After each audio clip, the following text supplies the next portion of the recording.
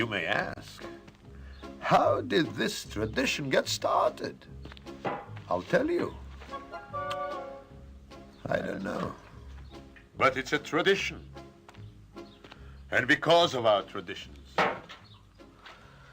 every one of us knows who he is and what God expects him to do.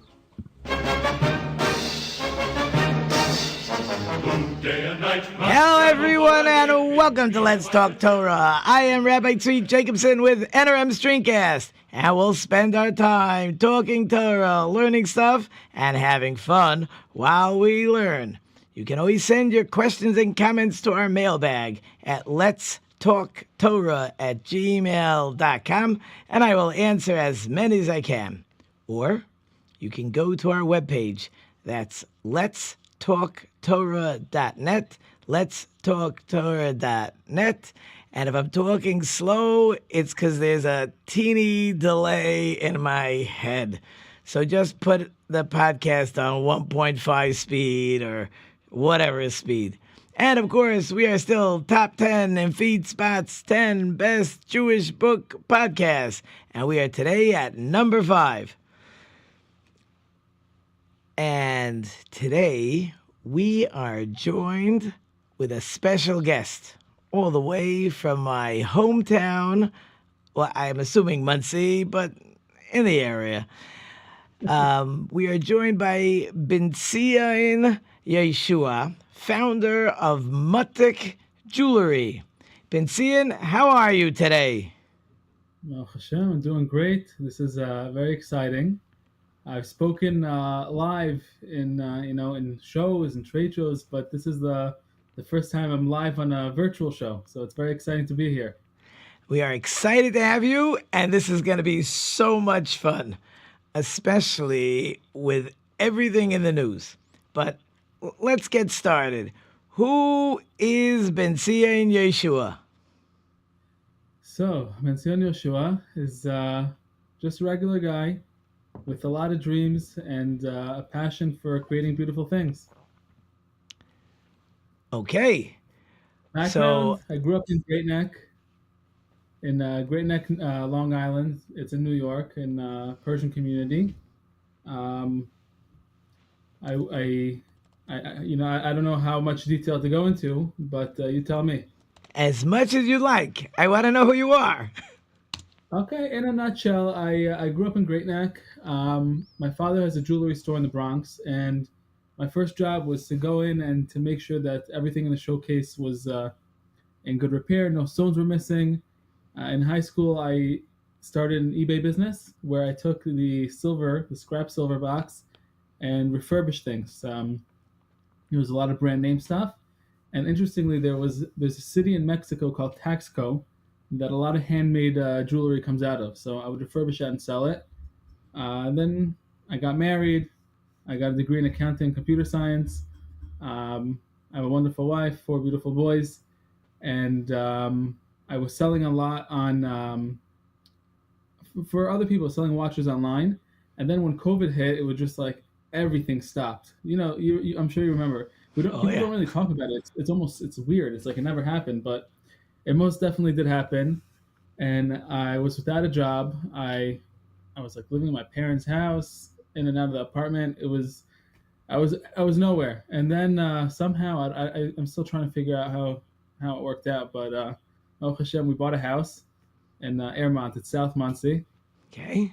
And and we're driving around. Me and my wife are driving around. She sees an empty storefront, and she's like, you know what? You should open a jewelry business. I'm like, you know what? That's a good idea. So I went to trade school. I apprenticed for a year and a half, and and that's where we are today. I focus on custom design, on repairs and restorations.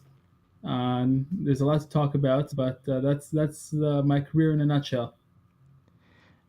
Oh, amazing. And Alan, just check. I wonder if I just lost his sound. But okay. You said you were Persian for the whole world. Where is Persia? So it's in the Middle East, and it's east of Eretz Israel.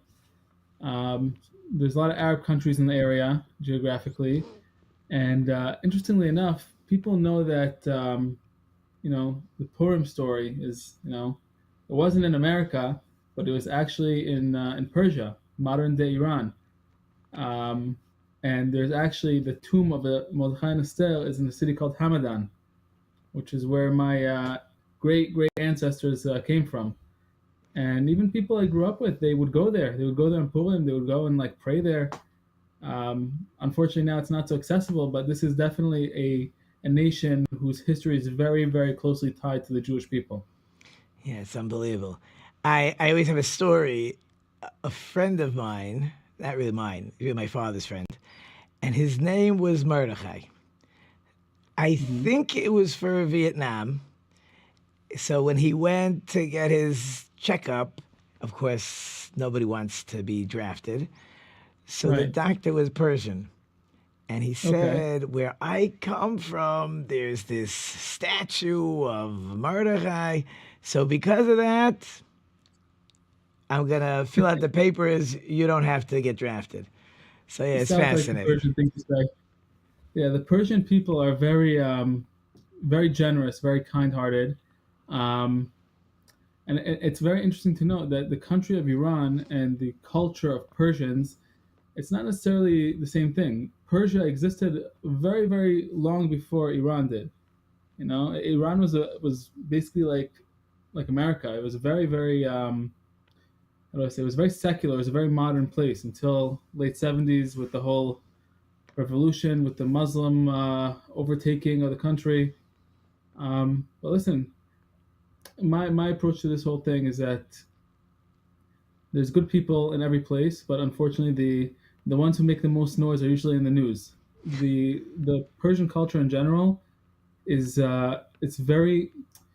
I'll tell you like this: if someone offers you a glass of water, it's considered rude to say yes right away. First, you say no, thank you, it's okay. It's called tad off. It's like the Really? Gemara talks about it. If someone tells you, to go up to daven or whatever, you say no, Right. and then you say yeah. It's a very polite culture. It's definitely a lot different than the crowd here in Muncie. Not that people here are not polite, but it's totally different language in terms of just behavior. One of the first things I really had to learn. I work a lot with the Hasidim, and I learned in a very interesting way that Hasidic women don't sometimes don't hand things over directly to a man. I did a job for someone. I don't know if it was a repair or whatever. Um, Maybe I gave the item to her husband or whatever it was, and like I stuck out my hand. She took some cash, handed it to me, towards me. I put out my hand, and she was like, she was Right, confused. right, I'm like, sure. and she put it on the table or she put it on the steps or something. I don't know. And I was like, what in the world is going on over here? I was just so confused. Like, did I do something? But no, No, no, just you're fine. cultural differences. But Hasidim are very similar to Sephardic people, by the way. We speak a different language and dress different. But in terms of attitude and personalities, very similar. Really amazing. Oh, so Hmm. you're right. You're Persian Sephardi. I mean, Yes. only because I know this. When I was in Israel, so I was in a yeshiva that was a big mix. You had Americans, Yeah. English, a lot of Sephardim, Bnei Brak. You had everyone. Hmm. And I remember them telling me that amongst, uh, depending where you live, Persians will marry Persians, Hmm. Moroccans, Moroccans. It was like a very interesting dynamic. Did you? Yeah. I mean, you're in America now, but I don't know if it's the same. Yeah, no, for sure. Even within, Persians, it's like there's certain towns in Iran that people came from that they like to stick with their own. But for me, I'm not my father's side is Persian and Afghani. My mother's side is Syrian and Turkish. And we're also Balei Tshuva. So like part of the journey was just figuring out where in the world do I fit in. I went to Nativ Aryeh for 2 years, 2011 to 13. And I remember one of the first things I did is I went in there. Let me backtrack a little. I grew up in Great Neck. It's a very affluent community, but me and a bunch of friends would always do all kinds of things together. They would, that we would go on boats. They had like private houses on islands and stuff. And the more we did these things, the more I just felt like a bigger and bigger emptiness inside. And I'm like, I'm filling myself with all these experiences, but there's nothing there. So this handful of friends and I, we all went to yeshivas in Israel. And back to the story, one of the first things I did is that I walked into the library. I remember it was not the top floor, Beth Midrash, it was a library, a floor below.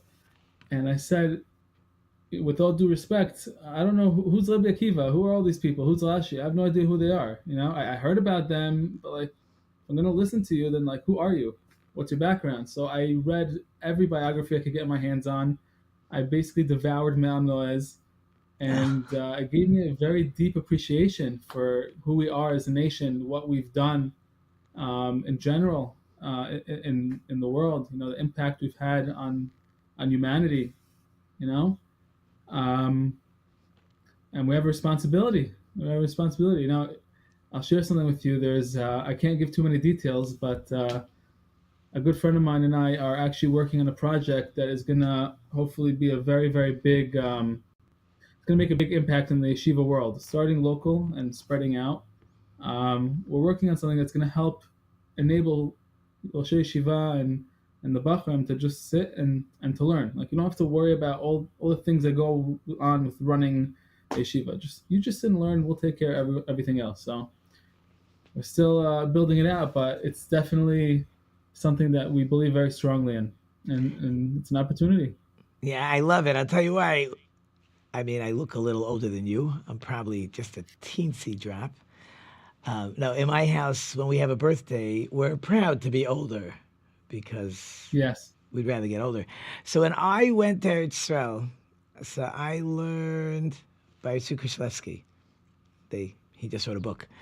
We were in Givat Shol, and I remember when I was looking for yeshiva, I said, I need a place with a dorm and 3 meals a day.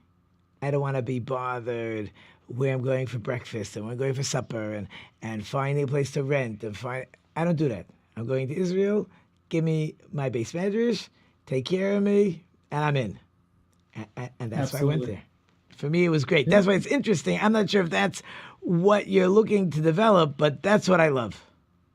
Well, I would love to talk all about it, but it's we're in the really early stages now, so just, I guess, a sneak peek. But definitely big things are coming.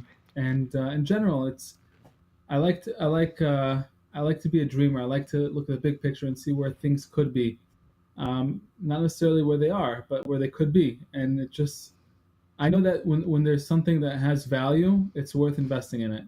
It's like the whole thing with who was it, Onkelos? He went to his uncle, the Caesar, and he said, "What should he wanted to convert to Judaism? He asked him, what should I invest in? Where should I go?" He said, something that people sell for cheap that is really actually valuable. So, buy low, sell high. Exactly. So you remind me, I guess, of the opposite reason. You'll see in this week's Torah portion. So there's the spies, the Meraglim. So they come back and they talk about the giants. Right. And they say they looked at us like grasshoppers, and we were like grasshoppers in their eyes. So they ask, what does that even mean? Yeah. So you know the answer? Continue. Let the audience hear. Okay. So they explain that the problem was, you want to look at me like a grasshopper is one thing, but I have to feel like something special. I can't, as soon as I decide that you look at me like a grasshopper, I'm a grasshopper. I gotta 100%. Feel special, important, my own, whoever I am, I have to be something special. And I think that's all the stuff you keep bringing up, whether about the yeshiva, about how you traveled, you devoured all the information. It's an interesting thought in this week's Torah Parsha. You know what I mean? Yeah, absolutely. And it's a big part of my journey is just recognizing that I'm responsible for my own emotions. If someone feels a certain way about me or what I do, that's on them. I'm here to do the next right thing, and that's all I could do. And if I love myself and I believe in myself, then that's the only way I could love and believe in others. If I don't think highly of myself, how am I supposed to be a a father, a husband, how am I supposed to tell people I could create something beautiful for you? Use my imagination to make beautiful jewelry if I didn't believe that I could do it. It's like any job. Someone asks you to do something complicated, you say, yeah, I could do it. I don't necessarily know exactly how I'm going to do it every single step of the way, but I know that I believe in myself and I have the God-given skills, and I pray on it. I have on the light in my repair shop. There's like a whole, you ever see like the jeweler's light? It's like a long. Sure. So on top of it, I have all these little prayers that I put there. That sometimes I pray for my kids. Oftentimes I say, Hashem, God, please make this thing fit into the other thing already. I'm working on it for 3 hours, and then it just slides in. I'm like, I should have asked 3 hours ago. Now that's everything that we have to recognize. There's a story, hot off the press, I guess. We know there's missile attacks going on, and whether it was Right. last night, early this morning, so there was a direct hit on that hospital in Beersheba.